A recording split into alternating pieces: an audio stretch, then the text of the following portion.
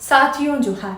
आज हम आपके लिए लेकर आए हैं झारखंड की नदियों की एक विशेष रिपोर्ट जो सिर्फ पानी नहीं बहाती बल्कि राज्य की आत्मा, अर्थव्यवस्था और पर्यावरण की कहानी कहती है। ये नदियां आज चुनौतियों से जूझ रही हैं, लेकिन इनके संरक्षण की उम्मीद भी जगी है। आइए विस्तार से जानते हैं। दामोदर नदी बंगाल का शौक और झारखंड की जीवन रेखा तक। दामोदर नदी जिसने एक समय में बाढ़ से बंगाल को तबाह किया, आज झारखंड की औद्योगिक रीढ़ बन चुकी है। तिलिया, मैथन और पांचेत बांध इसकी विनाशकारी शक्ति को बिजली और सिंचाई में बदल चुके हैं, लेकिन चुनौती बनी हुई है। केंद्रीय प्रदूषण नियंत्रण बोर्ड की रिपोर्ट के अनुसार ये नदी अब भारी धातुओं और औद्योगिक कचरे से प्रदूषित है। यहाँ दामोदर नदी के किनारे बने स्टील प्लांट्स और कोल माइंस राज्य की अर्थव्यवस्था को चला रही हैं, लेकिन नदी का पानी पीने लायक नहीं रहा।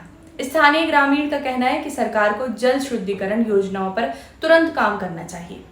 स्वर्ण रेखा, सोने की नदी का अंधेरा सच। स्वर्ण रेखा जिसके नाम में ही सोना छिपा है, आज प्रदूषण के कारण संकट में है।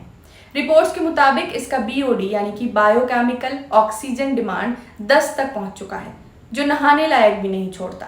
फिर भी इसकी रेत से आज भी ग्रामीण सोने के कण निकालते हैं, जिनकी कीमत महज 80 से 100 रुपए प्रति कण होती है। हम पूरे दिन मेहनत करते हैं, 5-6 कण ही निकाल पाते हैं, यही हमारी आजीविका है।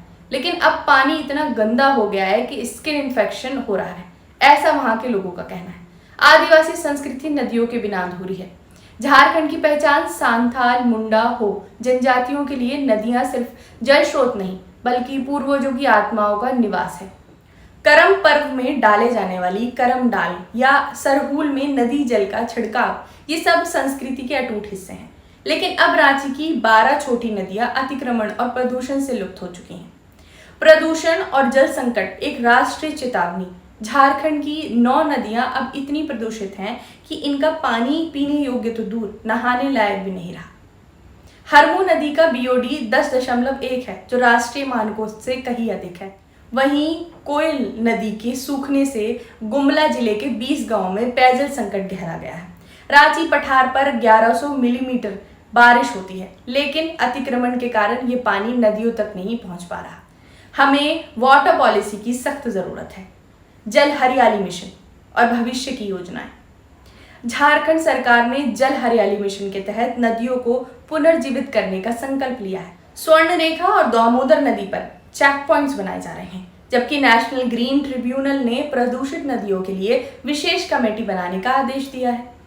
दोस्तों, झारखंड की नदियां हमारी विरासत हैं। इन्हें बचाने की जिम्मेदारी सिर्फ सरकार की नहीं बल्कि हम सभी की है। कमेंट में बताइए आप इन नदियों के लिए क्या योगदान दे सकते हैं। तब तक के लिए जोहार।